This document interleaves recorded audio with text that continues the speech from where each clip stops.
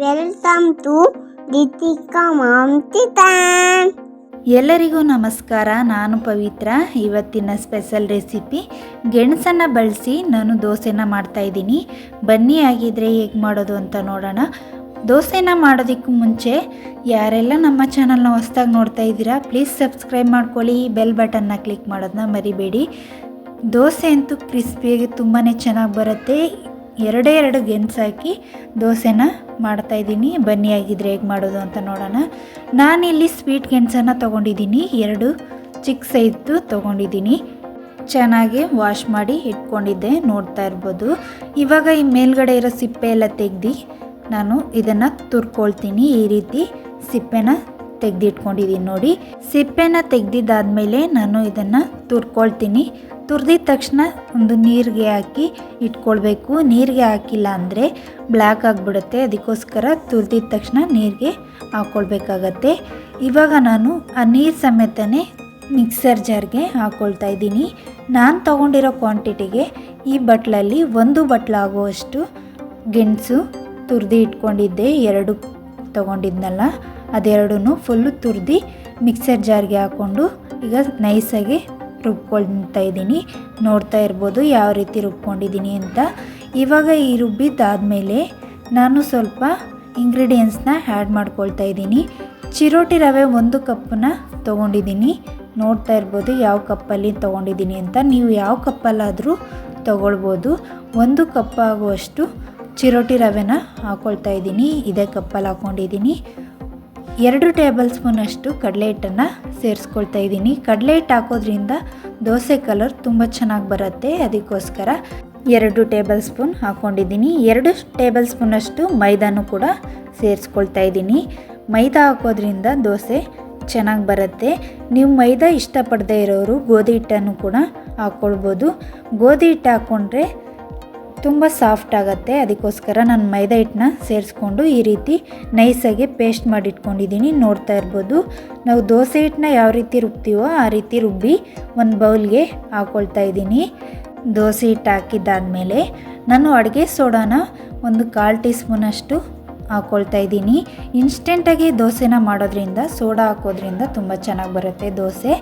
1 spoon ಸಕ್ಕರೆ, ರುಚಿಗೆ ತಕ್ಕಷ್ಟು ಉಪ್ಪನ್ನು ಸೇರಿಸ್ಕೊಂಡು ಚೆನ್ನಾಗಿ ಮಿಕ್ಸ್ ಮಾಡ್ಕೊಳ್ಬೇಕು. ನಾವು ಎಷ್ಟು ಚೆನ್ನಾಗಿ ಮಿಕ್ಸ್ ಮಾಡ್ತೀವೋ ಅಷ್ಟು ದೋಸೆ ಚೆನ್ನಾಗಿ ಬರುತ್ತೆ.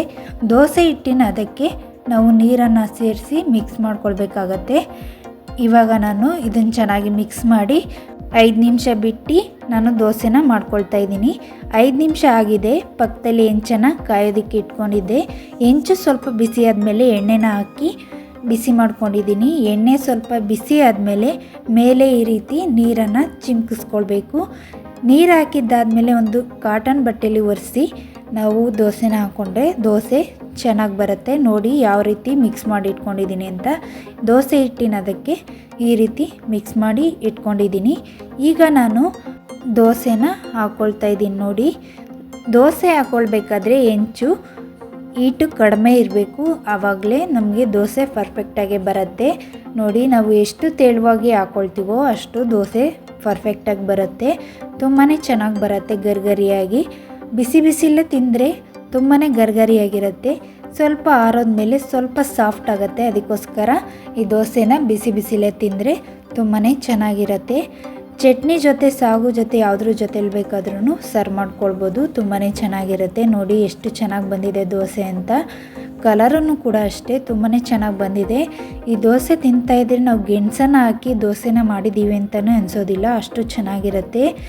ಯಾವಾಗಲೂ ಒಂದೇ ಥರ ದೋಸೆನ ತಿಂದು ಬೇಜಾರಾಗಿದೆ ಅಂದರೆ ಈ ರೀತಿ ಒಂದ್ಸಲಿ ಟ್ರೈ ಮಾಡಿ, ತುಂಬಾ ಚೆನ್ನಾಗಿರುತ್ತೆ. ನೀವು ಎಲ್ಲ ಇಷ್ಟಪಡ್ತೀರಾ. ಇದೇ ರೀತಿ ನೀವು ಒಂದ್ಸಲಿ ಟ್ರೈ ಮಾಡಿ ಹೇಗೆ ಬಂತು ಅಂತ ನನಗೆ ಕಮೆಂಟ್ನಲ್ಲಿ ತಿಳಿಸಿ.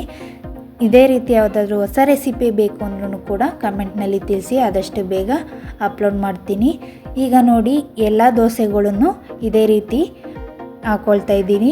ಮೇಲೆ ಎಣ್ಣೆ ಅಥವಾ ತುಪ್ಪನ ಹಾಕ್ಕೊಳ್ಬೋದು, ಬೆಣ್ಣೆನೂ ಕೂಡ ಹಾಕ್ಕೊಳ್ಬೋದು. ನಾನು ಎಣ್ಣೆನ ಬಳಸಿದ್ದೀನಿ. ಈಗ ನಾನು ಒಂದೇ ಸೈಡ್ ಬೇಯಿಸ್ತಾ ಇದ್ದೀನಿ. ನಿಮಗೆ ಏನಾದರೂ ಸೆಟ್ ದೋಸೆ ಥರ ಬೇಕು ಅಂದ್ರೂ ಕೂಡ ಸೆಟ್ ದೋಸೆನೂ ಮಾಡ್ಕೊಳ್ಬೋದು. ನಾನು ಆದಷ್ಟು ಗರಿಗರಿಯಾಗೆ ಮಾಡ್ಕೊಂಡಿದ್ದೀನಿ. ನೋಡಿ ಎಷ್ಟು ಚೆನ್ನಾಗಿ ಬಂದಿದೆ ದೋಸೆ ಅಂತ. ನಾವು ಮಸಾಲೆ ದೋಸೆ ಎಲ್ಲ ತಿಂತೀವಲ್ಲ ಅದೇ ಥರ ಬರುತ್ತೆ, ತುಂಬಾ ಚೆನ್ನಾಗಿರುತ್ತೆ. ಮುರಿದು ತೋರಿಸ್ತಾ ಇದ್ದೀನಿ ನೋಡಿ ಎಷ್ಟು ಗರ್ಗರಿಯಾಗಿದೆ ಅಂತ. ಬಿಸಿ ಇರೋದ್ರಿಂದ ಅಷ್ಟೊಂದು ಮುರಿಯೋಕ್ಕಾಗಲಿಲ್ಲ ನನಗೆ, ಅದಕ್ಕೋಸ್ಕರ ಹೇಳ್ತಾ ಇದ್ದೀನಿ. ಇನ್ಸ್ಟೆಂಟಾಗಿ ಈ ದೋಸೆನ ಮಾಡ್ತಾ ಇರೋದ್ರಿಂದ ಬೆಳಿಗ್ಗೆ ತಿಂಡಿಗಂತೂ ಕ್ವಿಕ್ಕಾಗಿ ಆಗುತ್ತೆ. ಅದರಲ್ಲೂ ಮಕ್ಕಳೆಲ್ಲ ಇದ್ರಂತೂ ಈ ಥರ ದೋಸೆ ಮಾಡಿಕೊಟ್ರೆ ತುಂಬಾ ಇಷ್ಟಪಡ್ತಾರೆ, ಅಷ್ಟು ಚೆನ್ನಾಗಿರುತ್ತೆ ದೋಸೆ. ನಾನು ಎಲ್ಲ ದೋಸೆಗಳನ್ನು ಇದೇ ರೀತಿ ಮಾಡ್ಕೊಂಡಿದ್ದೀನಿ. ಈ ದೋಸೆ ರೆಸಿಪಿ ನಿಮಗೆ ಇಷ್ಟ ಆಗಿದರೆ ನಿಮ್ಮ ಫ್ಯಾಮಿಲಿ ಫ್ರೆಂಡ್ಸ್ಗೂ ಶೇರ್ ಮಾಡಿ, ನಮ್ಮ ಚಾನಲ್ಗೆ ಸಪೋರ್ಟ್ ಮಾಡಿ. ನೋಡೋದ್ರಲ್ಲ ಎಷ್ಟು ಸಿಂಪಲ್ಲಾಗಿ ಈಸಿಯಾಗಿ ಬೆಳಿಗ್ಗೆ ತಿಂಡಿಗೆ ಕ್ವಿಕ್ಕಾಗಿ ದೋಸೆನ ಹೇಗೆ ಮಾಡ್ಕೊಳ್ಳೋದು ಅಂತ. ಆಲ್ರೆಡಿ ನಾನು ದೋಸೆ ರೆಸಿಪಿಗಳ್ನು ಕೂಡ ಅಪ್ಲೋಡ್ ಮಾಡಿದ್ದೀನಿ. ಮಸಾಲೆ ದೋಸೆ ಮತ್ತು ಆಲೂ ಪೇಪರ್ ದೋಸೆ, ರವೆ ದೋಸೆ ಎಲ್ಲ ಅಪ್ಲೋಡ್ ಮಾಡಿದ್ದೀನಿ. ನಮ್ಮ ಚಾನಲ್ಗೆ ಹೋಗಿ ಚೆಕ್ ಮಾಡ್ಬೋದು. ಪಲ್ಯ ಮತ್ತು ಚಟ್ನಿ ರೆಸಿಪಿನೂ ಕೂಡ ಅಪ್ಲೋಡ್ ಮಾಡಿದ್ದೀನಿ, ನಮ್ಮ ಚಾನಲ್ಗೆ ಹೋಗಿ ಚೆಕ್ ಮಾಡಿ. ನೋಡಿದ್ರಲ್ಲ ತುಂಬಾ ಕ್ವಿಕ್ಕಾಗೆ ಮಾಡ್ಕೊಳ್ಬೋದು ಈ ದೋಸೆ ಅಂತೂ. ಗೆಣಸು ಹಾಕಿ ಮಾಡಿರುವ ದೋಸೆ ರೆಡಿಯಾಗಿದೆ. ನಾನು ಪ್ಲೇಟ್ಗೆ ಸರ್ವ್ ಮಾಡ್ಕೊಂಡಿದ್ದೀನಿ, ನೋಡ್ತಾ ಇರ್ಬೋದು.